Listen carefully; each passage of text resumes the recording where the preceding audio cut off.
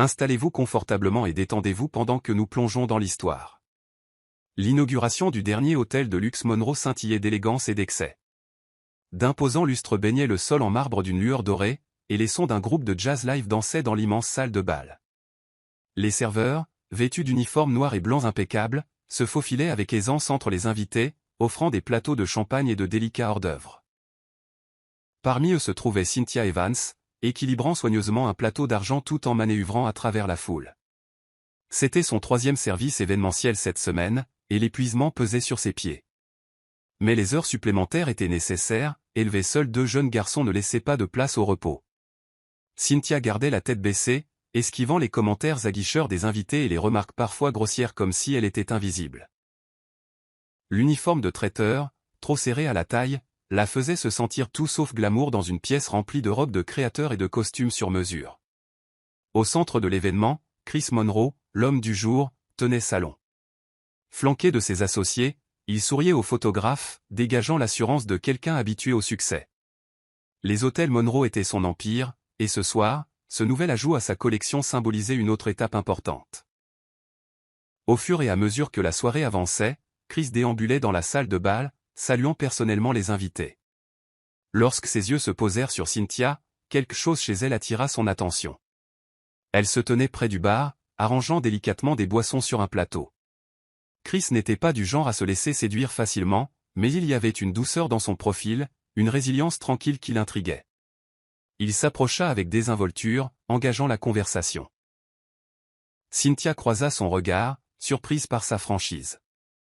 Elle répondit poliment mais avec prudence, consciente du fossé qui séparait leur monde. Au fil de la nuit, Chris trouva des excuses pour rester près de Cynthia, impressionné par son humilité et sa vivacité d'esprit.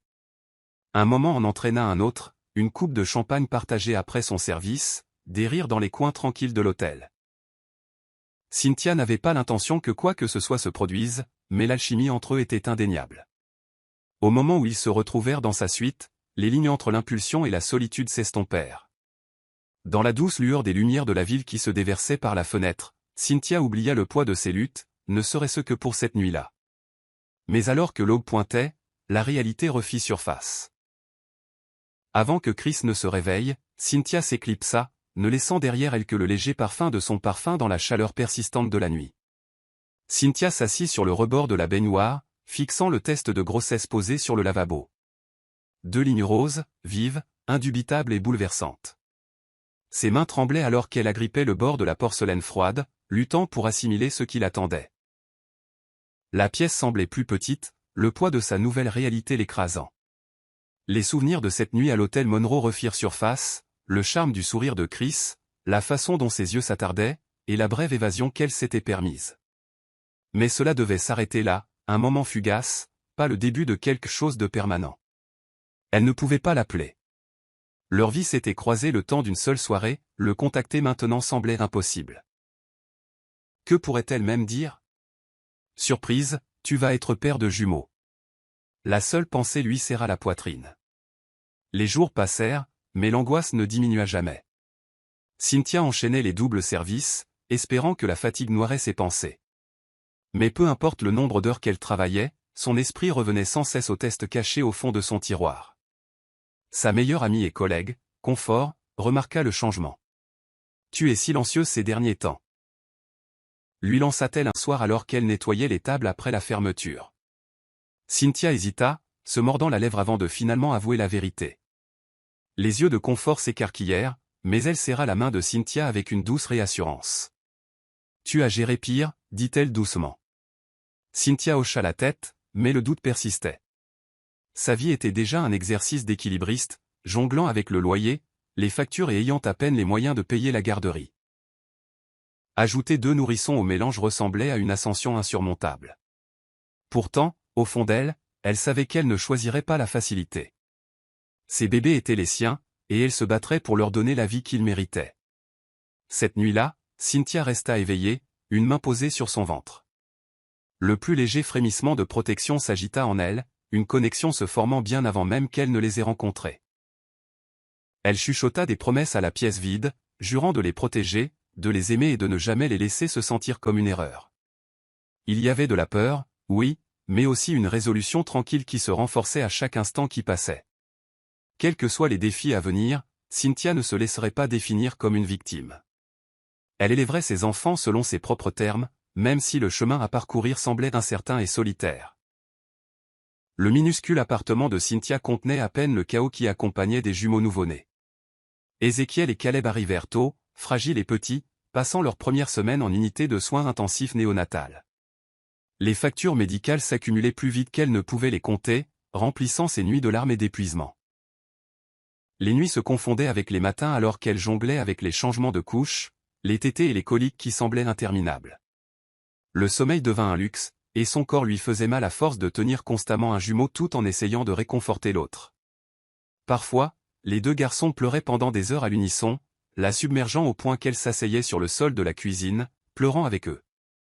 Il n'y avait personne à appeler à l'aide.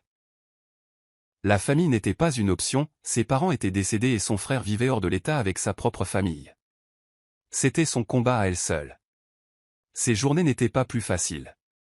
Cynthia acceptait autant de contrats de traiteur que possible, laissant les jumeaux à une voisine âgée, Madame Peterson, qui l'aidait pour un salaire minime. Chaque dollar gagné s'étirait de plus en plus chaque semaine. Cynthia devint experte pour faire durer un paquet de couches, faisant des économies là où elle le pouvait. Lorsque Madame Peterson tomba malade, Cynthia n'eut d'autre choix que d'amener les jumeaux à un travail de traiteur, les attachant dans une poussette double cachée derrière la porte de la cuisine. Son patron, bien que compatissant, l'avertit que cela ne pouvait plus se reproduire. Cynthia partit cette nuit-là en larmes, se demandant combien de temps encore elle pourrait tenir le coup. Chaque décision ressemblait à marcher sur une corde raide, chaque erreur menaçant de défaire la fragile stabilité qu'elle avait bâtie.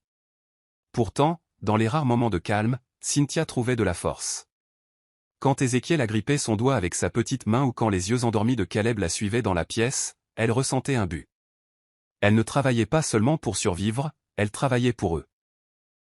Le poids de la responsabilité devint un carburant qui la poussait à continuer, même lorsque cela semblait impossible. L'épuisement, les factures interminables et les nuits blanches n'étaient rien comparé à l'amour qu'elle portait à ses garçons. Aussi difficile que la maternité soit devenue, Cynthia s'accrochait à la conviction qu'un jour, il la regarderait et saurait qu'elle leur avait tout donné. L'hôtel Monroe scintillait de la même lueur qu'il y a 5 ans, bien que pour Cynthia, franchir ses portes polies ressemblait à entrer dans une autre vie. Cette fois, elle n'était pas là en tant qu'invitée du propriétaire, mais en tant que membre du personnel de restauration. Ézéchiel et Caleb avaient maintenant 5 ans, et elle jonglait entre leur éducation et plusieurs emplois pour les maintenir vêtus et nourris. Les événements de l'hôtel Monroe payaient bien, et Cynthia ne pouvait pas se permettre de refuser des services. Vêtue de son uniforme de traiteur habituel, elle gardait la tête baissée, disposant l'argenterie et pliant les serviettes avec une aisance acquise.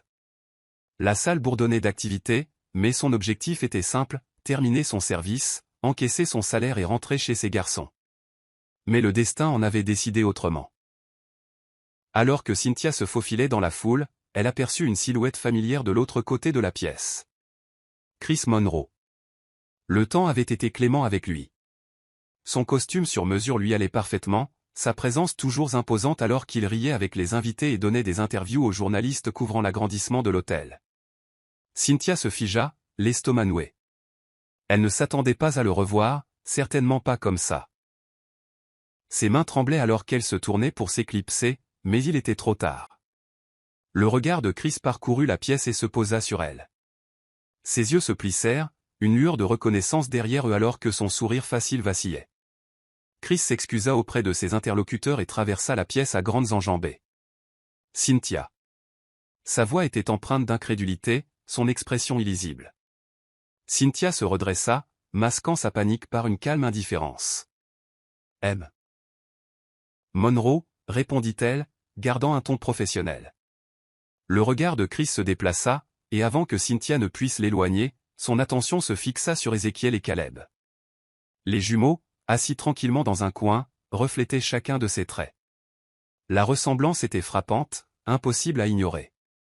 Les yeux de Chris s'écarquillèrent sous le choc, la prise de conscience se faisant jour. Sont-ce? Commença-t-il, mais Cynthia le coupa vivement. C'est une longue histoire, dit-elle sèchement. Elle se prépara à la confrontation qu'elle redoutait depuis longtemps, sachant qu'il n'y avait pas de fuite possible cette fois. Le cœur de Cynthia battait la chamade alors que le regard de Chris oscillait entre elle et les jumeaux. Les questions qui lui brûlaient les lèvres étaient visibles dans son front plissé, mais elle refusa de laisser transparaître la panique. Prenant une profonde inspiration, elle se redressa, se forçant à croiser son regard sans faiblir. « Oui, ce sont les tiens, » admit-elle, sa voix calme mais empreinte de lassitude. Chris cligna des yeux, comme si les mots ne s'étaient pas enregistrés. Il fit un pas de plus, baissant la voix bien que l'incrédulité transparaisse. « Les miens. » Ses yeux s'adoucirent alors qu'il jetait un coup d'œil à Ézéchiel et Caleb, qui jouaient maintenant avec leur petite voiture, inconscients du poids du moment qui se déroulait autour d'eux. Cynthia sentit le mur invisible qu'elle avait construit pendant 5 ans commencer à se fissurer. Elle n'était pas prête pour cette confrontation. « Je ne pensais pas te revoir un jour, » dit-elle catégoriquement, essayant d'empêcher le tremblement dans sa voix. « Et je ne pensais pas que tu voudrais savoir. » La tête de Chris se tourna brusquement vers elle, son expression se durcissant. « Tu ne pensais pas que je voudrais savoir que j'ai des enfants. » Sa voix monta légèrement, mais il se maîtrisa, faisant attention à ne pas attirer l'attention. Cynthia croisa les bras sur sa poitrine, se défendant. « Je n'avais pas le luxe de deviner ce que tu ressentirais. J'ai fait ce que je devais faire pour eux. » Elle jeta un coup d'œil vers les jumeaux, son cœur lui faisant mal sous le poids de sa décision. Les épaules de Chris s'affaissèrent, la colère laissant place à autre chose, la culpabilité, la confusion, le regret. « J'aurais été là. » murmura-t-il, bien que même lui semblât incertain de ses propres mots. Cynthia n'était pas convaincue. Peut-être. Mais je ne pouvais pas prendre ce risque. Le silence entre-s'épaissit, mais les yeux de Chris ne quittèrent pas les jumeaux. Pour la première fois en 5 ans, Cynthia le laissa rester là, à regarder ses fils sans se dérober. Même si le malaise lui nouait l'estomac, elle savait que ce n'était que le début d'une conversation beaucoup plus vaste. Chris dormit à peine cette nuit-là. Son esprit tournait en boucle autour de l'image d'Ézéchiel et Caleb, ses fils, jouant tranquillement dans ce coin de l'hôtel. Leur ressemblance avec lui était indéniable, et le poids de leur existence le rongeait comme une douleur qu'il ne pouvait secouer. Il repassa chaque mot que Cynthia avait dit, disséquant la froideur de son ton, la défiance dans ses yeux. Il ne pouvait pas lui reprocher sa colère ou d'avoir caché la vérité, mais cela ne rendait pas les choses plus faciles à avaler. Le lendemain matin, Chris se présenta au petit restaurant où Cynthia travaillait à temps partiel. Il attendit que le coup de feu du déjeuner se calme, l'attrapant près du comptoir alors qu'elle remplissait une cafetière. « Cynthia, j'ai besoin de faire partie de leur vie, » dit-il sans préambule. Elle ne leva pas les yeux immédiatement, sa main stable alors qu'elle versait. « Je ne t'empêche pas de les connaître, Chris. Mais il y a des limites. » Finalement, elle croisa son regard, ses yeux plus froids que la nuit précédente. « Tu ne vas pas débarquer et tout perturber. Ils ne savent pas qui tu es. Je ne vais pas les embrouiller parce que tu te sens soudainement coupable. » Chris se pencha en avant, baissant la voix. « Je ne suis pas ici par culpabilité. Je veux les connaître. J'en ai le droit. » Les yeux de Cynthia se rétrécirent, et pendant un instant, elle eut l'air de vouloir lui jeter toute la cafetière à la figure. « Tu as perdu ce droit à la seconde où tu as disparu, » lança-t-elle sèchement. La mâchoire de Chris se serra, mais il se retint. « Je n'ai pas disparu. »« Je ne savais même pas, » répondit-il doucement, la sincérité perçant dans son ton. « Exactement, » rétorqua Cynthia. « Et maintenant, après toutes ces années, j'ai construit quelque chose de stable pour eux. Je ne te laisserai pas le défaire. Si tu veux être impliqué, tu le feras selon mes conditions. » Chris hocha lentement la tête, acceptant la petite concession qu'elle lui offrait, sachant très bien qu'elle n'était pas prête à le laisser entrer complètement. Pour l'instant, la porte ne restait qu'entr'ouverte. Chris commença à se montrer régulièrement au restaurant, non pas pour forcer la main de Cynthia, mais simplement pour observer à distance. Il prenait une banquette d'angle, sirotant une tasse de café bien plus longtemps que nécessaire juste pour regarder Cynthia travailler. Le week-end, il apercevait les jumeaux entrer et sortir de la cuisine en courant, faisant sourire les serveurs qui s'étaient manifestement attachés à eux. Bien qu'ils ne fassent pas encore partie de leur monde, Chris ressentait l'attraction plus intensément à chaque visite. Il ne pouvait se défaire du désir de les connaître, de combler les vides qu'il avait manqués. Sans le dire à Cynthia, Chris commença à régler de petites choses, des frais de garde d'enfants impayés, des factures d'électricité en retard, même le loyer dont elle avait pris du retard. Lorsque Cynthia en eut vent, elle se précipita vers sa table un après-midi, les mains sur les hanches, son tablier toujours noué autour de la taille. « Arrête ça » siffla-t-elle, la voix basse pour éviter une scène. Chris haussa un sourcil. « Arrêtez quoi » demanda-t-il innocemment. « Je n'ai pas besoin de ta charité » maugréa Cynthia. « Je n'ai pas besoin que tu débarques comme un chevalier servant essayant de tout arranger avec de l'argent. » Chris posa doucement sa tasse et croisa son regard, son ton doux mais ferme. « Je ne fais pas ça pour toi, Cynthia. Je le fais pour eux. Tu peux être en colère contre moi, mais ne t'en prends pas aux garçons. » Pendant une brève seconde, elle hésita, le feu dans ses yeux s'atténuant légèrement. Mais aussi vite qu'il était venu, il passa, et elle recula, secouant la tête. « Si tu veux aider, trouve un autre moyen. Ils ont besoin de plus que d'argent. » Chris la regarda s'éloigner, la vérité de ses paroles s'installant inconfortablement dans sa poitrine. Il n'était pas sûr de ce qu'il faudrait pour faire tomber ces murs, mais il savait qu'il ne pouvait pas arrêter d'essayer. Ézéchiel et Caleb étaient intelligents, plus intelligents que Cynthia ne leur en donnait parfois le crédit. Plus Chris apparaissait au restaurant, plus il commençait à poser de questions. « Maman, pourquoi cet homme est toujours assis là ?» demanda Ézéchiel un après-midi, se balançant sur le bord du comptoir alors qu'il regardait Chris de loin.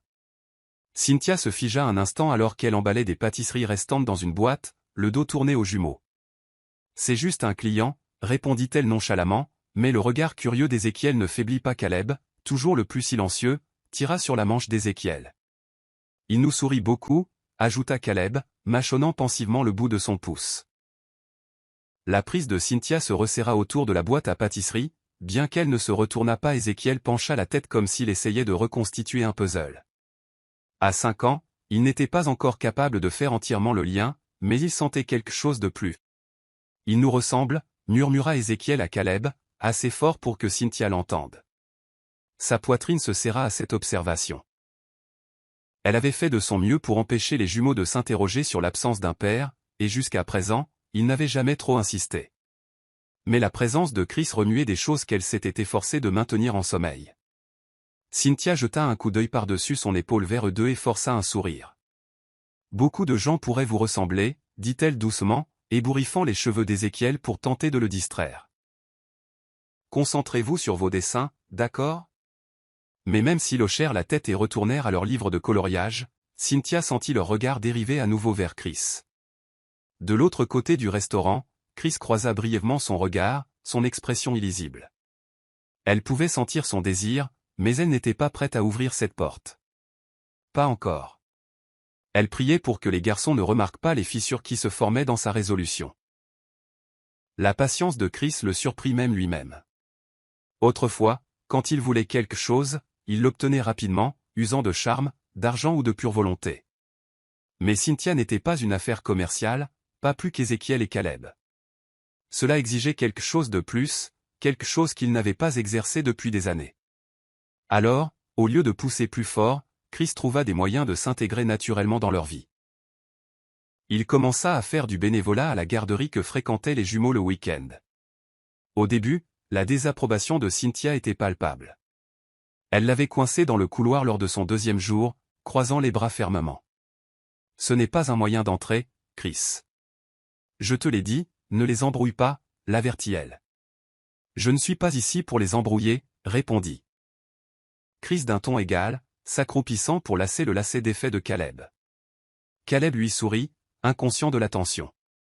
J'essaie juste d'être présent. Cynthia le surveilla attentivement, mais quelque chose dans son ton assuré la fit hésiter. Elle n'insista pas davantage, bien que ses yeux ne s'éloignassent jamais de lui lorsqu'il était près des garçons. Ézéchiel, en revanche, avait commencé à graviter naturellement vers Chris. L'admiration des garçons était subtile mais indubitable. Des regards insistants, des sourires timides et de l'excitation lorsque Chris arrivait à la garderie. Chris ne se précipita pas pour revendiquer un titre ou forcer des explications.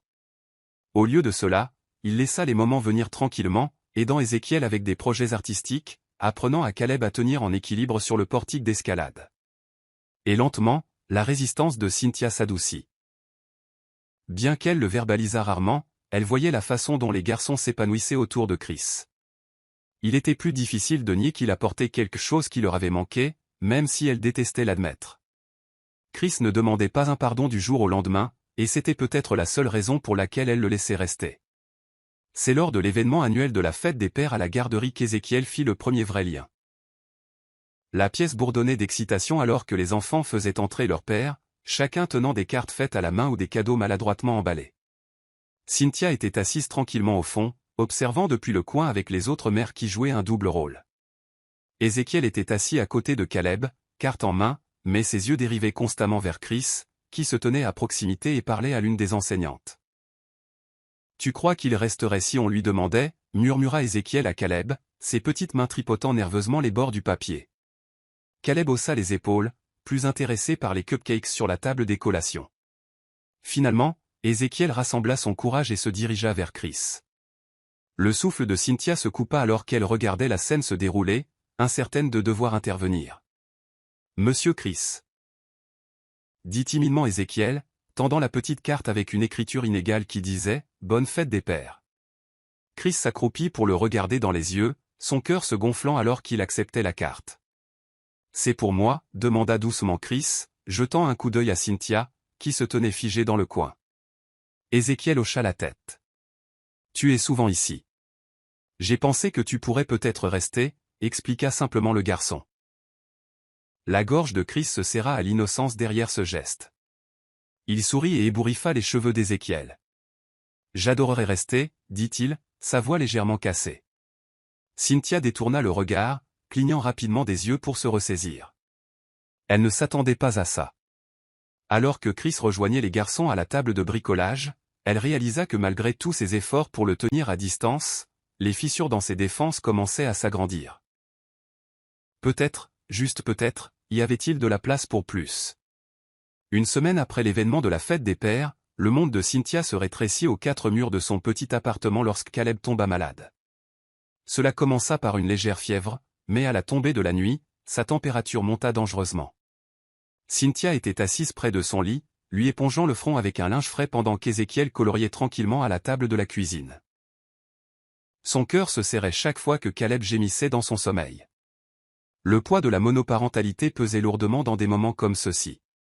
Elle n'avait personne vers qui se tourner, pas de plan B, pas de système de soutien autre qu'elle-même.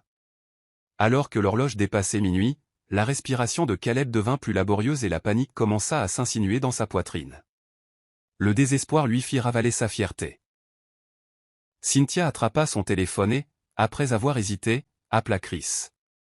Elle détestait l'impliquer, mais la santé de Caleb importait plus que son entêtement. Chris répondit à la première sonnerie, sa voix alerte malgré l'heure tardive. « Je serai là dans 10 minutes, dit-il sans poser de questions. Fidèle à sa parole, Chris arriva peu après, portant un petit sac de médicaments en vente libre. Cynthia ouvrit la porte, les bras croisés mais les yeux lasses. « Je ne savais pas qui d'autre appeler. » admit-elle en s'écartant. Chris ne jubila pas et ne questionna pas sa décision. Il s'agenouilla au chevet de Caleb, écartant doucement les cheveux du front humide du garçon. « Tu as bien fait, » murmura-t-il, son ton doux mais rassurant. Pendant les heures qui suivirent, Chris resta aux côtés de Caleb, lui tenant la main et fredonnant doucement jusqu'à ce que la fièvre du garçon commence à baisser. Cynthia observait tranquillement depuis l'embrasure de la porte, les bras enroulés autour d'elle. Il y avait quelque chose dans la façon dont Chris s'occupait de leur fils qui lui tordait l'estomac, non pas de colère, mais de culpabilité. Peut-être avait-elle été trop dure. Peut-être, pour la première fois, commençait-elle à le voir non pas seulement comme l'homme qui était parti, mais comme quelqu'un qui voulait rester. Le lendemain, Cynthia retourna au restaurant, les yeux rougis mais reconnaissante que la fièvre de Caleb soit tombée. Chris avait proposé de faire les courses pour elle, une offre qu'elle accepta à contre-cœur. Alors que Cynthia nettoyait les tables pendant le coup de feu du déjeuner, Vanessa Monroe, la dernière personne qu'elle voulait voir, entra d'un pas décidé comme si elle était chez elle. Les têtes se tournèrent lorsque les talons chers de Vanessa claquèrent contre le sol, et le cœur de Cynthia se serra. Vanessa s'était toujours comportée comme une reine, et aujourd'hui ne faisait pas exception. Avec des cheveux parfaitement bouclés et un sourire suffisant, elle se dirigea vers Cynthia avec une intention délibérée. « Eh bien, si ce n'est pas la femme mystérieuse, dit Vanessa, ses yeux parcourant Cynthia avec dédain. Je me demandais combien de temps il faudrait avant que tu ne refasses surface. Cynthia se raidit, resserrant sa prise sur le chiffon de nettoyage. Je travaille.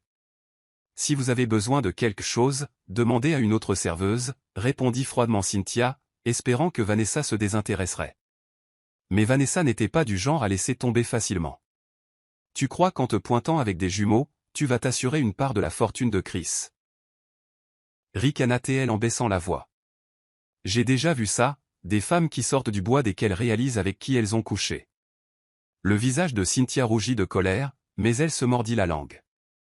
Je n'ai pas besoin de son argent, siffla-t-elle en fusillant Vanessa du regard. Je les élève très bien toute seule. Le sourire de Vanessa s'accentua, mais avant qu'elle ne puisse répliquer, Chris entra dans le restaurant.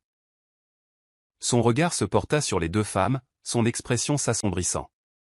Vanessa, pas, dit fermement Chris en s'interposant entre elles. Tu n'as aucun droit de venir ici. Les yeux de Vanessa se plissèrent, mais elle finit par reculer, lançant un dernier regard assassin à Cynthia avant de sortir. Chris se tourna vers Cynthia, des excuses dans les yeux. Je suis désolé. Elle ne t'embêtera plus, promit-il. Cynthia expira lentement, ses défenses se relevant une fois de plus. Chris était peut-être intervenu, mais les ennuis semblaient le suivre partout où il allait. Plus tard cette semaine-là, la curiosité naturelle d'Ézéchiel commença à se transformer en suspicion totale. Il avait vu l'interaction entre sa mère et Vanessa, et la confrontation laissa des questions persistantes dans son jeune esprit. Ce soir-là, alors que Cynthia le bordait, Ézéchiel serra son dinosaure en peluche et la regarda avec de grands yeux interrogateurs. « Maman » commença-t-il avec hésitation, « pourquoi cette dame a dit des choses sur Monsieur Chris aujourd'hui » Cynthia se figea, lissant la couverture inutilement. « Elle était juste méchante » répondit-elle doucement, écartant ses boucles de son front. « Ne t'en fais pas pour ça. » Mais Ézéchiel n'était pas satisfait. « Elle a dit quelque chose sur nous » continua-t-il, sa voix à peine plus forte qu'un murmure. Cynthia déglutit difficilement, essayant de formuler une réponse prudente, mais Ézéchiel insista. « Est-ce que Monsieur Chris est notre papa » La question plana lourdement dans la pièce, et Cynthia sentit sa gorge se serrer. Le regard innocent d'Ézéchiel était inflexible, et elle réalisa qu'il n'accepterait pas une autre excuse vague. Avec un soupir, Cynthia s'assit sur le bord de son lit et prit sa petite main dans la sienne. « Oui » admit-elle doucement. « Monsieur Chris est votre père. » Les yeux d'Ézéchiel s'écarquillèrent de surprise, et il s'agita dans son lit, assimilant la révélation. « Pourquoi il ne vivait pas avec nous » La voix d'Ézéchiel trembla légèrement, et Cynthia lui serra doucement la main. « Parfois, les adultes font des erreurs » expliqua-t-elle soigneusement. « Mais il est là maintenant. Il veut te connaître, toi et Caleb, et je pense qu'il essaie vraiment de rattraper le temps perdu. » Ézéchiel resta silencieux un long moment avant de finalement hocher la tête. « Je l'aime bien » dit-il simplement. Le cœur de Cynthia se serra alors qu'elle l'embrassait sur le front. « Je sais » murmura-t-elle. En quittant sa chambre et en s'appuyant contre la porte fermée, elle réalisa qu'il n'y avait pas de retour en arrière possible. Les questions d'Ézéchiel ne feraient que se multiplier, et c'était à Chris de prouver qu'il était prêt pour ce rôle. Le lendemain matin, Cynthia se réveilla au son de rire provenant du salon. En entrant, elle trouva Ézéchiel et Caleb assis en tailleur sur le tapis, empilant des cubes. L'innocence du moment la fit sourire, mais le regard curieux d'Ézéchiel se tourna vers elle alors qu'elle versait leurs céréales. « Maman » commença-t-il, remuant prudemment sa cuillère, « pourquoi Monsieur Chris ne savait pas pour nous avant ?» La question était inévitable, pourtant Cynthia sentit son poids peser lourdement sur ses épaules. Elle s'assit à côté d'eux, prenant une profonde inspiration. Caleb, plus jeune et plus facilement distrait, continua à construire sa tour, mais les yeux d'Ézéchiel ne faiblirent jamais.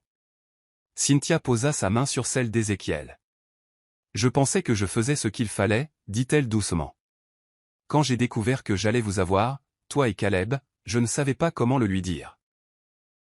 J'avais peur, et parfois les adultes pensent qu'ils protègent leurs enfants en gardant les choses simples. » Sa voix s'adoucit alors qu'elle glissait une mèche rebelle derrière son oreille. « Mais je réalise maintenant que garder des secrets n'était juste ni pour toi, ni pour Monsieur Chris. » Ézéchiel traita ces mots en silence, le front plissé par la réflexion. « Est-ce que ça veut dire qu'il va vivre avec nous maintenant » demanda-t-il, sa voix teintée à la fois d'espoir et d'incertitude. Le cœur de Cynthia se serra. Non, mon cœur, répondit-elle en le serrant dans ses bras. Mais il sera plus souvent là. Il veut faire partie de vos vies, et je pense que c'est une bonne chose. Ézéchiel hocha lentement la tête, comme s'il acceptait cette nouvelle réalité petit à petit. Caleb leva enfin les yeux de sa tour et sourit, inconscient du sens profond de la conversation. Cynthia embrassa leurs deux fronts, espérant silencieusement que Chris pourrait être à la hauteur de leurs attentes grandissantes. Plus tard cette semaine-là, Chris arriva de manière inattendue à la garderie, deux petites bicyclettes attachées à l'arrière de son camion. Cynthia observait depuis l'entrée, les bras croisés, son expression illisible alors qu'il les déchargeait. « J'ai pensé qu'il pourrait avoir besoin de vélo. » expliqua Chris, une pointe de nervosité dans la voix alors qu'il croisait le regard prudent de Cynthia. Ézéchiel et Caleb coururent vers les vélos les yeux écarquillés, instantanément attirés par les cadres rouges vifs et les petits trous. « C'est bon ?» demanda doucement Chris, remarquant l'hésitation de Cynthia. Elle expira, son regard s'adoucissant en regardant les garçons inspecter leurs cadeaux. « C'est, attentionné, admit-elle, bien que sa fierté rende les mots lourds sur sa langue. » Ézéchiel frappa dans ses mains avec enthousiasme, tirant sur la manche de Chris. « Tu peux m'apprendre à en faire ?» demanda-t-il avec empressement. Chris sourit, s'agenouillant au niveau d'Ézéchiel. « Bien sûr, mon grand, » répondit-il. Caleb s'accrocha à la jambe de Cynthia, regardant timidement son nouveau vélo. « Tu peux rouler avec moi ?» ajouta Chris en tapotant doucement la tête de Caleb. Cynthia sentit ses murs s'effriter un peu plus en observant le comportement patient et attentif de Chris. Il fut un temps où elle croyait qu'il n'aurait pas la capacité de s'investir ainsi, mais chaque petit effort ébranlait l'image qu'elle avait autrefois de lui. Alors que Chris ajustait la selle du vélo pour Ézéchiel, Cynthia s'assit sur le banc, observant en silence. Ses fils méritaient cela, même si une partie d'elle n'était pas encore prête à faire entièrement confiance à Chris. « Merci. » dit-elle finalement, sa voix à peine audible par-dessus les rires des garçons. Chris leva les yeux, croisant son regard pendant un moment qui parut significatif, et pourtant fugace. « J'essaie, » répondit-il doucement. Cynthia hocha la tête, reconnaissant la sincérité de ses paroles. Peut-être, juste peut-être, y avait-il de la place pour la croissance, pour eux tous. Une semaine plus tard, Chris arpentait nerveusement le couloir devant l'appartement de Cynthia, les mains dans les poches. C'était la première fois qu'elle acceptait de le laisser prendre les garçons pour le week-end, et bien que l'opportunité l'enthousiasmât, la responsabilité lui semblait plus lourde que prévu. Lorsque Cynthia ouvrit enfin la porte, Ézéchiel et Caleb bondirent, sac à dos sur les épaules. « Soyez sages avec Monsieur Chris, d'accord » leur dit Cynthia en s'agenouillant à leur niveau. « Je vous vois dimanche soir. » Les garçons hochèrent la tête avec enthousiasme, déjà impatients de monter dans la voiture de Chris. Alors qu'ils se dirigeaient vers un parc d'attractions juste à l'extérieur de la ville, Chris jeta un coup d'œil dans le rétroviseur, observant leur excitation. Ézéchiel posait une rafale de questions sur les montagnes russes, tandis que Caleb regardait tranquillement par la fenêtre, serrant son dinosaure en peluche. Le cœur de Chris se gonfla de fierté, mais aussi d'anxiété. Il ne savait pas comment les divertir pendant tout un week-end, mais il savait qu'il voulait essayer. Au parc, Chris leur tenait fermement la main, naviguant dans la foule alors qu'ils montaient sur des manèges, jouaient à des jeux d'arcade et dévoraient de la barbe à papa. Plus tard dans la nuit, de retour aux pentouses de Chris, les garçons se blottirent sur le canapé en regardant des dessins animés pendant que Chris commandait une pizza. Alors qu'il les bordait dans la chambre d'amis, Ézéchiel lui tira la manche. « Je me suis bien amusé aujourd'hui » murmura-t-il en bâillant. Chris sourit, lui caressant les cheveux. « Moi aussi, mon grand. » Mais alors que Chris retournait dans le salon, un étrange vide s'installa en lui. La joie de la journée était indéniable, pourtant il ne pouvait se défaire du sentiment qu'il manquait quelque chose, Cynthia. Pour la première fois, il se demanda si renouer avec ses enfants nécessiterait également de renouer avec elle, non seulement en tant que leur mère, mais aussi en tant que quelqu'un qu'il avait autrefois laissé s'échapper. La semaine suivante, les jumeaux retournèrent à l'école après leur week-end avec Chris, débordant d'enthousiasme alors qu'ils partageaient leurs histoires avec leurs camarades de classe. Ézéchiel ne cessait de parler des montagnes russes et de l'ours en peluche géant que Chris lui avait gagné. Caleb, plus réservé, gardait tranquillement ses souvenirs avec lui, souriant à la pensée du plaisir qu'ils avaient eu.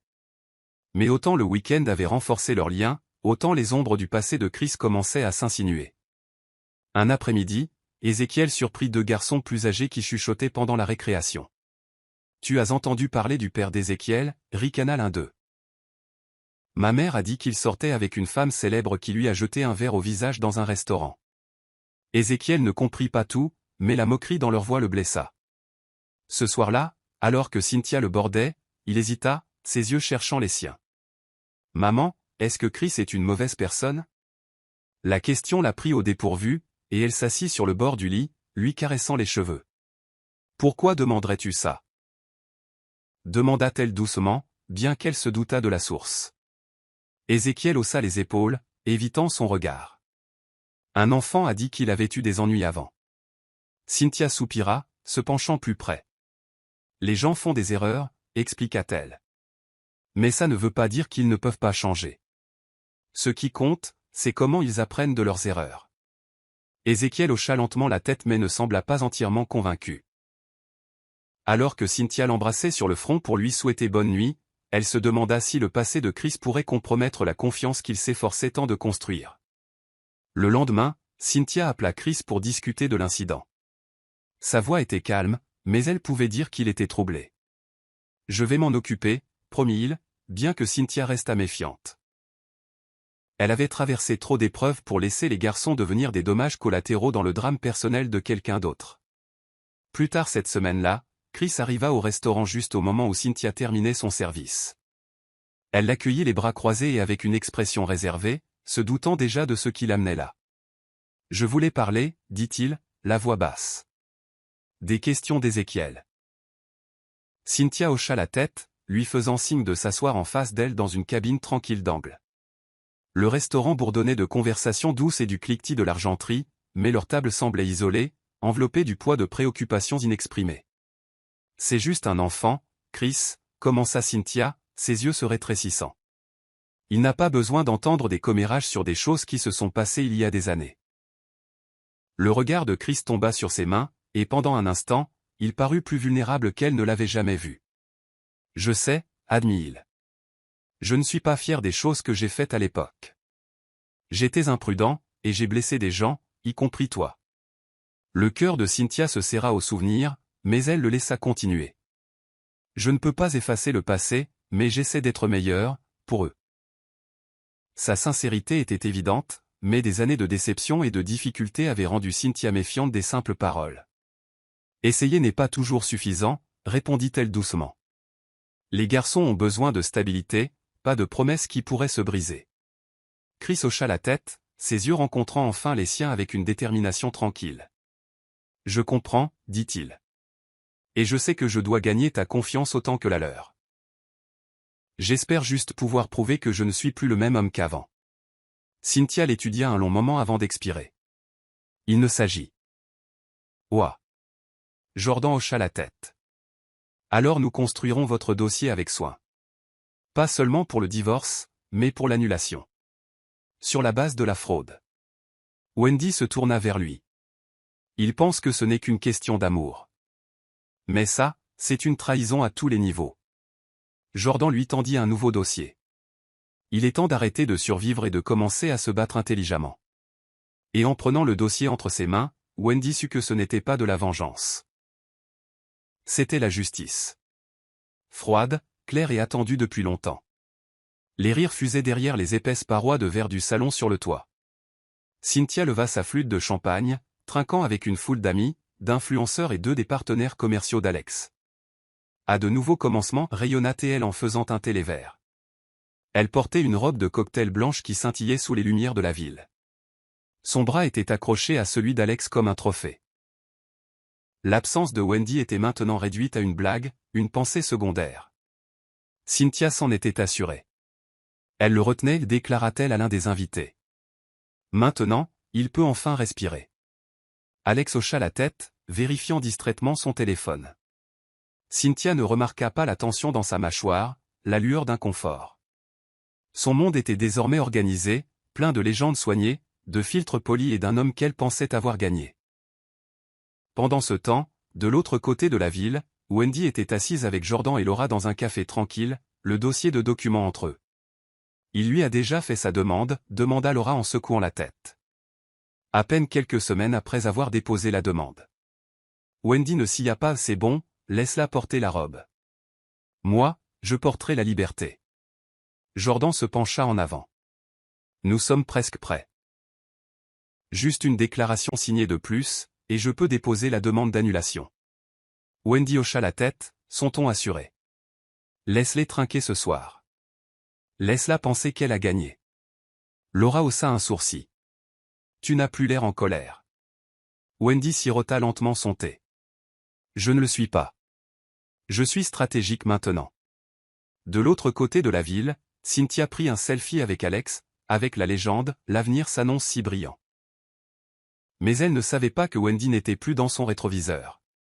Elle était dans le couloir du palais de justice, stylo à la main, prête à renverser complètement le scénario. Wendy se tenait au milieu du couloir de Laura, son téléphone à l'oreille, le doux bourdonnement de la tonalité remplissant l'espace comme un battement de cœur. « Allô » répondit la voix. « Service de limousine élite. Comment puis-je vous aider ?» La voix de Wendy ne faiblit pas. « J'aimerais réserver une limousine noire allongée pour vendredi prochain, arrivée le matin, dépôt au palais de justice. » Il y eut une pause. « Certainement, madame. » Des détails particuliers ? Les yeux de Wendy brillèrent d'un calme défi. « Oui, assurez-vous qu'elle soit impeccable. Je veux qu'ils se souviennent plus de l'arrivée que du départ. » Quand elle raccrocha, Laura leva les yeux de la cuisine, les sourcils froncés. « Tu vas vraiment faire ça ?» Wendy hocha la tête. « Je ne vais pas crier. Je ne vais pas supplier. Je vais entrer comme si je connaissais déjà l'issue. Parce que je la connais. » Laura sourit, fière. « Alors assure-toi de porter quelque chose qui dit que le regret a un goût de poussière. » Elles rirent toutes les deux, mais sous le rire, il y avait de l'acier. Cette nuit-là, Wendy prépara une robe beige douce et un collier en or qu'elle n'avait pas porté depuis sa réception de mariage. Elle ne prévoyait pas de le porter à nouveau, mais il lui rappelait la fille qu'elle était, celle qui avait tout donné. Maintenant, elle s'habillait pour enterrer cette fille avec dignité. Elle se regarda dans le miroir et murmura, « Ce n'est pas seulement une clôture. C'est une déclaration. » Elle prit son journal et écrivit sa dernière entrée avant le tribunal, il lui a fait la demande. Je lui donnerai le miroir. Quand Jordan appela plus tard pour confirmer que tout était prêt, les dépôts, les pièces à conviction, les preuves de fraude, elle répondit simplement « Merci de m'avoir cru avant même que je ne croie en moi. » La voix de Jordan était chaleureuse. Vous ne m'avez donné aucune raison de ne pas le faire. Vendredi approchait, et Wendy ne venait pas se battre pour l'amour. Elle venait annuler le mensonge qu'il était devenu. Les marches du palais de justice étaient bondées de murmures et de flashs de téléphone. Alex ajusta ses boutons de manchette à côté de Cynthia, qui portait un blazer moulant et des lunettes de soleil surdimensionnées. Je pensais que nous faisions ça en privé, siffla-t-elle en voyant la tension croissante. Alex haussa les épaules. Les gens parlent, laisse-les faire. Cynthia lissa ses cheveux, essayant de rester calme. Puis vint le son inimitable de pneus roulant lentement et en douceur. Une limousine noire élégante glissa jusqu'au trottoir comme si elle arrivait d'un autre monde. La foule se déplaça, les têtes se tournèrent. Cynthia plissa les yeux, baissant ses lunettes. « Qu'est-ce que c'est » murmura-t-elle. Alex s'avança, mais s'arrêta lorsque le chauffeur ouvrit la portière. En sortit Wendy, radieuse en soie beige, ses talons claquant comme un métronome de jugement. La tête haute, son expression indéchiffrable. Des halètements parcoururent la foule. Le cœur d'Alex s'emballa dans sa poitrine. « Wendy » appela-t-il, la voix brisée par l'incrédulité. Elle ne le regarda pas. Elle fit seulement un petit signe de tête à Jordan, qui apparut à ses côtés, tenant une mallette. La posture de Cynthia se raidit. « On dirait qu'elle entre dans un film, marmonna-t-elle. « Non, dit doucement Alex. On dirait qu'elle en termine un. » Wendy passa devant eux sans un regard, son parfum flottant comme un défi. Alors qu'ils entraient dans la salle d'audience, le bourdonnement les suivit. Même le juge leva les yeux de ses dossiers alors que la tension se propageait dans l'air. Wendy prit place, le dos droit, calme comme une eau dormante avant la tempête. Cynthia attrapa le bras d'Alex. « Qu'est-ce qu'elle sait » murmura-t-elle, paniquée. Alex déglutit difficilement. « Je ne sais pas, mais elle n'est pas venue ici pour pleurer. » Wendy jeta un seul regard en arrière, croisant son regard. Ce n'était pas de la vengeance dans ses yeux, c'était de la résolution. Et pour la première fois, Alex ressentit quelque chose d'inhabituel. La peur. La salle d'audience se calma lorsque le juge entra, sa présence imposant l'ordre. Wendy resta immobile, ses mains reposant doucement sur la table à côté de Jordan. De l'autre côté de l'allée, Alex s'agita sur son siège, ses yeux passant de Wendy à Cynthia, qui transpirait maintenant visiblement sous son blazer. Jordan se pencha vers Wendy. « Tout est prêt, suivez simplement mes instructions. » Elle fit un seul signe de tête, sans jamais quitter des yeux le devant de la salle. Le juge s'éclaircit la gorge. « Nous sommes ici aujourd'hui pour procéder au divorce entre Alexander Roberts et Wendy Adele Roberts. » Mais avant qu'il ne puisse continuer, Jordan se leva. « Votre honneur, nous aimerions déposer une requête avant de commencer. » La pièce se tendit. « Pour quel motif ?» demanda le juge. Jordan ouvrit un dossier et le tendit au greffier. « Incitation frauduleuse au mariage, votre honneur. Nous ne poursuivons plus le divorce. Nous déposons une demande d'annulation. » La salle d'audience éclata en murmures. Le visage d'Alex devint cendré. « De quoi diable parle-t-il » siffla-t-il en se tournant vers Cynthia. Wendy se leva enfin, sa voix claire et assurée. « Je n'ai jamais signé les papiers du divorce parce que j'ai découvert que le mariage lui-même était construit sur la manipulation et la tromperie. Et aujourd'hui, je ne suis pas ici pour mettre fin à quelque chose. Je suis ici pour l'annuler complètement. » Le juge parcourut les documents, le sourcil levé. « Ce sont des allégations sérieuses, dit-il. » Jordan hocha la tête. « Et nous avons des preuves. Des dossiers financiers falsifiés, de fausses signatures, une utilisation abusive de son identité légale, tout cela initié avant et pendant les premières étapes de leur mariage. » Wendy se rassit alors que le juge ordonnait une suspension d'audience pour examiner la requête. Alex enfouit son visage dans ses mains. Cynthia recula lentement, l'effroi se répandant sur son visage comme de l'encre. « Et Wendy ?» Elle plongea la main dans son sac, en sortit son journal et tourna calmement vers une page blanche. Elle n'écrivait plus la douleur. Elle enregistrait le pouvoir. La salle d'audience retrouva le silence lorsque le juge rentra, son expression indéchiffrable. Wendy se tenait avec grâce, les mains légèrement jointes devant elle. Avant de continuer, commença le juge, « Madame Roberts, j'aimerais avoir des éclaircissements sur votre refus de signer les papiers de divorce initiaux. » Wendy s'avança, sa voix ferme mais calme, « Parce que je n'ai jamais consenti à un divorce basé sur des mensonges. J'ai attendu parce que j'avais besoin d'être sûr que ce que je ressentais n'était pas de la paranoïa, que ce que je voyais n'était pas une coïncidence. » Elle jeta un bref regard à Alex, qui évita son regard. « Mais maintenant, j'ai la vérité. Je n'ai pas signé les papiers parce que le mariage lui-même n'a jamais été réel. C'était un montage, une commodité pour lui, une manipulation de ma confiance et de mon identité. » Elle se tourna de nouveau vers le juge. « Je choisis l'annulation non par dépit, mais parce que je ne continuerai pas à porter un titre qui ne m'a jamais été donné en toute honnêteté. » Alex se leva brusquement, le visage rouge.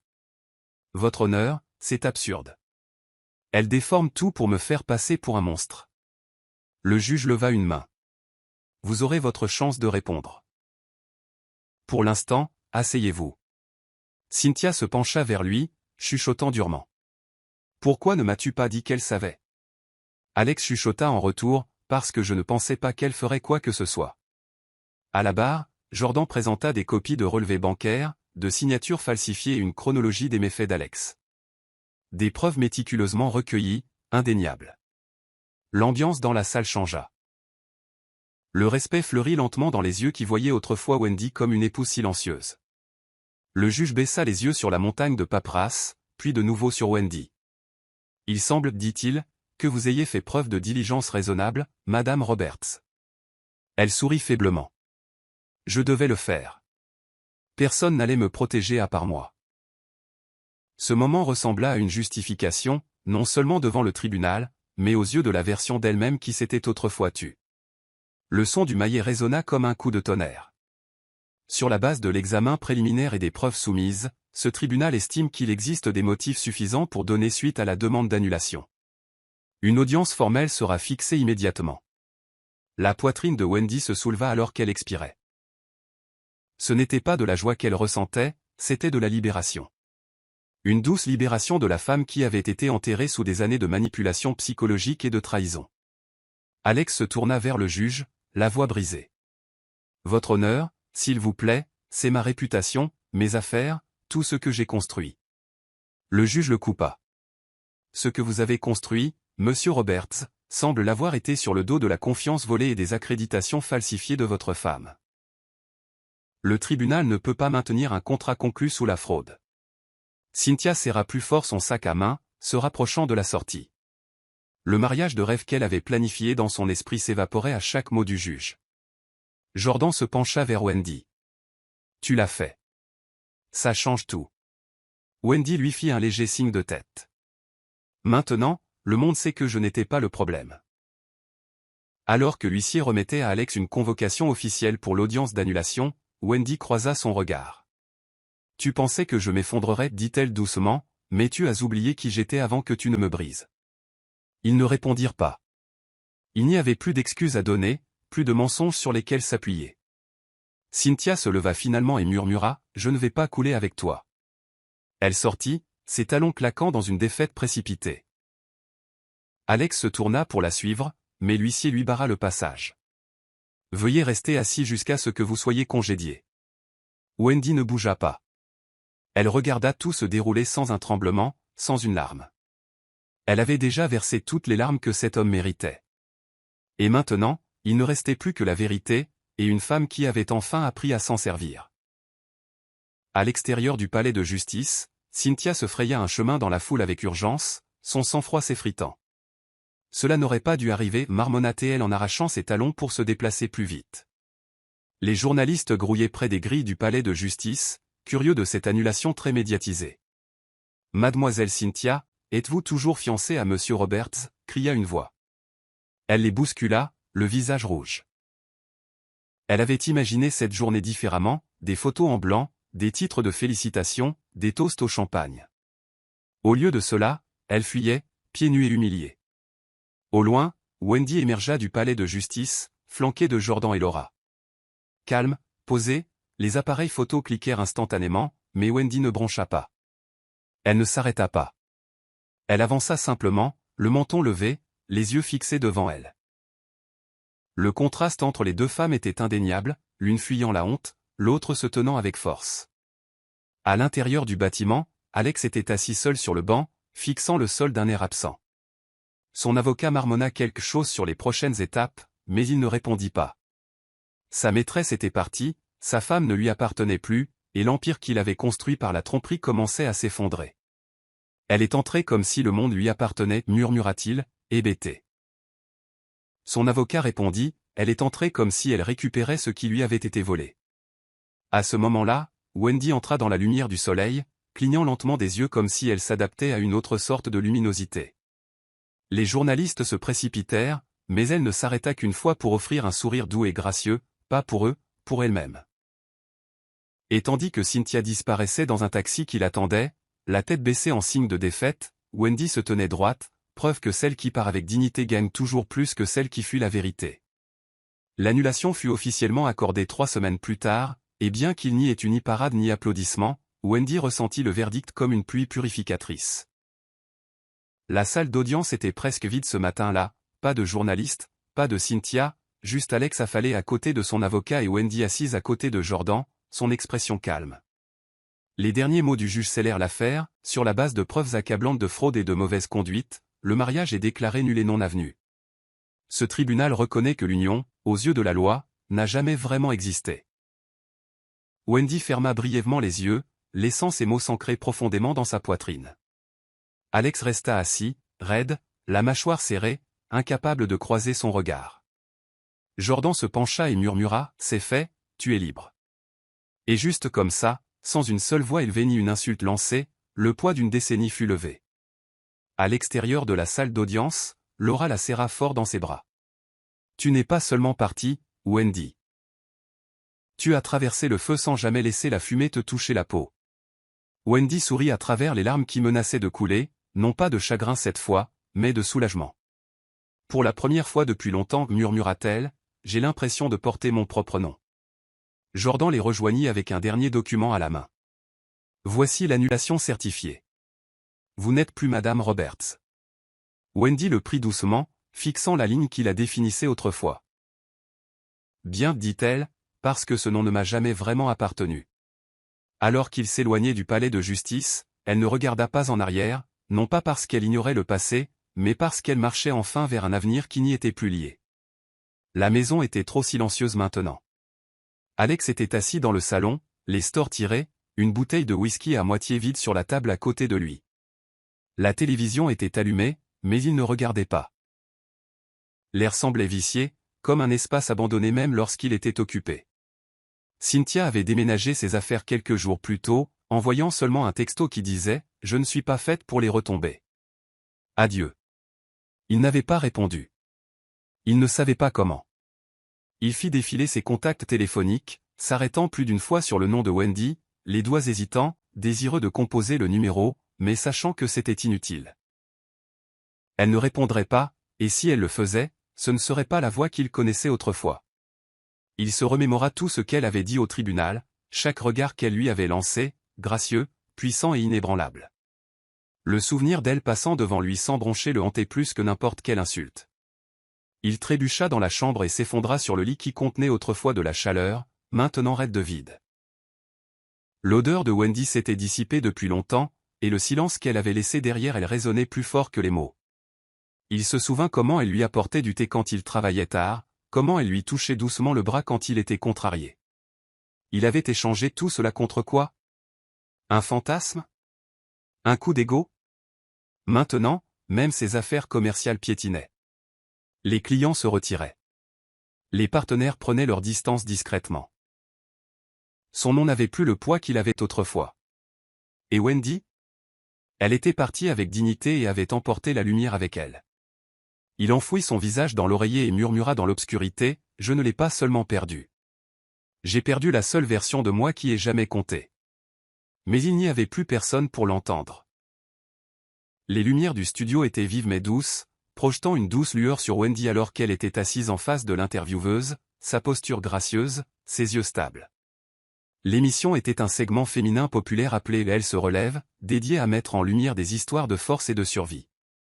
Vous n'avez pas à partager quoi que ce soit avec lequel vous n'êtes pas à l'aise, dit doucement l'animatrice. Wendy hocha la tête. Je suis prête. L'interview commença par des banalités, puis aborda des sujets plus profonds. Quand avez-vous réalisé pour la première fois que vous deviez partir, demanda l'animatrice. Wendy marqua une pause. Ce n'était pas un seul moment. C'était des années de petites trahisons, des silences plus forts que des cris, et finalement voir mon propre reflet et ne pas reconnaître la femme qui me regardait. Le public était silencieux, captivé. Mais qu'est-ce qui a changé, demanda l'animatrice. Wendy sourit doucement. J'ai arrêté de demander pourquoi il l'avait fait, et j'ai commencé à demander pourquoi je restais. Au fou. Cynthia se surprit à se détendre comme elle ne l'avait pas fait depuis des années, le poids de la maternité célibataire brièvement allégé par la présence de Chris. Un soir, alors que le soleil se couchait à l'horizon, Chris et Cynthia étaient assis sur le porche de la maison de plage, sirotant un café pendant que les jumeaux dormaient à l'intérieur. Merci pour ça, dit doucement Cynthia. Chris lui jeta un coup d'œil, un tendre sourire se dessinant sur ses lèvres. Tu n'as pas à me remercier, répondit-il. Je suis exactement là où je veux être. Pour la première fois depuis longtemps, Cynthia le crut. Les vacances avaient été plus qu'une simple escapade. C'était un tournant pour Chris et Cynthia, un pont tacite reliant les fragments de leur relation compliquée. Les jumeaux se prélassaient dans la joie d'avoir leurs deux parents près d'eux, et pour la première fois, Chris se sentit père au sens le plus vrai du terme. Un soir, alors que la famille était assise autour d'un feu de camp à griller des guimauves, Ézéchiel s'appuya contre Chris, ses petites mains agrippant fermement le bras de son père. Les étoiles au-dessus scintillaient, et le doux bruit des vagues résonnait au loin. Soudain, Ézéchiel leva les yeux, ses yeux reflétant la lumière vacillante du feu. « Je t'aime, papa » murmura-t-il, sa voix tremblant de sincérité. Chris se figea, la guimauve sur son bâton oublié alors qu'il assimilait les mots. Son cœur battait la chamade dans sa poitrine, et pendant un instant, il fut certain d'avoir mal entendu. Mais la façon dont le regard d'Ézéchiel s'attardait, plein d'espoir et de vulnérabilité, ne laissait aucune place au doute. Cynthia, assise en face d'eux, observait en silence, ses yeux s'adoucissant en observant le moment. Chris enlaça Ézéchiel, le serrant fermement dans ses bras. « Je t'aime aussi, mon grand », murmura-t-il, la gorge nouée par l'émotion. Caleb, ne voulant pas être en reste, sauta de l'autre côté de Chris, rigolant alors qu'il se faufilait dans l'étreinte. « Je t'aime aussi », annonça bruyamment Caleb, ses yeux brillants pétillants de joie. Cette nuit-là, alors que Chris bordait les jumeaux, le poids de ce qui s'était passé s'abattit sur lui. L'amour que ses fils lui avaient si librement donné était plus précieux que n'importe quelle affaire commerciale ou empire hôtelier qu'il avait jamais bâti. Debout près de la porte, Cynthia croisa son regard, les bras croisés alors qu'elle s'appuyait contre le cadre. « Ils ont de la chance de t'avoir », dit-elle doucement. Chris secoua la tête. « C'est moi qui ai de la chance », répondit-il, pleinement conscient que c'était un chapitre de sa vie qu'il ne voulait jamais refermer. Les semaines qui suivirent les vacances furent remplies de changements subtils, des changements dont ni Chris ni Cynthia ne parlaient mais qu'ils ressentaient profondément. Chris commença à passer plus de soirées à l'appartement de Cynthia, non seulement pour voir les garçons mais aussi pour partager le dîner ou aider aux routines du coucher. La frontière entre la coparentalité et quelque chose de plus s'était amincie, mais aucun des deux ne se pressa de la définir. Chris trouvait du réconfort dans les moments ordinaires, la façon dont Cynthia fredonnait doucement en cuisinant, les taquineries légères qu'ils échangeaient en pliant le linge, et la chaleur qui remplissait le petit appartement chaque fois qu'ils franchissaient la porte. Un après-midi, les jumeaux eurent leur premier match de football. Chris et Cynthia se tenaient ensemble sur la touche, encourageant Ézéchiel qui marquait son premier but. Caleb, distrait par les papillons, les poursuivait à travers le terrain jusqu'à ce que son entraîneur le redirigeait gentiment. Cynthia rit, couvrant sa bouche de sa main, et Chris se trouva captivé par ce son. « Tu sais, » dit-il en la regardant avec un doux sourire, « je ne crois pas t'avoir jamais vue aussi heureuse. » Cynthia lui jeta un coup d'œil, passant ses cheveux derrière son oreille. « Peut-être que j'apprends enfin à lâcher prise. » Admit-elle, sa voix empreinte d'une honnêteté tranquille. À la fin du match, Ézéchiel et Caleb coururent vers eux, les visages rougis par l'excitation. Chris souleva Caleb tandis qu'Ézéchiel s'accrochait à la taille de Cynthia. « On l'a fait, papa », sourit Caleb. Chris l'embrassa sur le dessus de la tête, le serrant un peu plus fort. À ce moment-là, Chris sut qu'ils avaient trouvé quelque chose de rare, une famille fragile et imparfaite, tissée ensemble par l'amour, le pardon et le temps. Alors qu'il retournait à la voiture, main dans la main, Chris sentit l'avenir s'étendre devant lui, brillant et plein de promesses. Pour la première fois depuis des années, ce n'était pas ses entreprises commerciales ou son ambition qui le définissaient. C'était le simple fait d'être présent, de construire une vie aux côtés des personnes qu'il aimait le plus.